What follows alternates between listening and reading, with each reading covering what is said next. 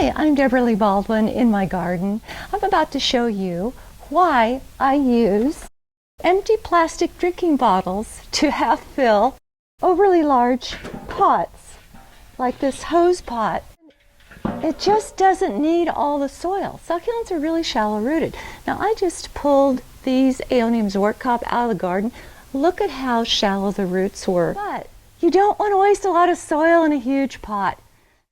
The rationale behind it is on my website, debraleebaldwin.com, and I'll explain it as I go along. So find out how you can save soil and make your plants healthier, okay? Empty water bottles are really tightly sealed. So basically what you're looking at is the equivalent of a rock in the plant's native habitat, but a very lightweight one.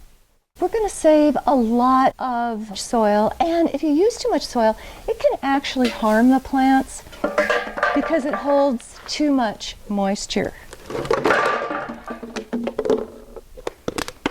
I'm going to add some pumice.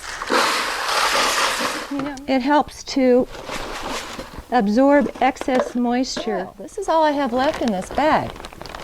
So that goes in next.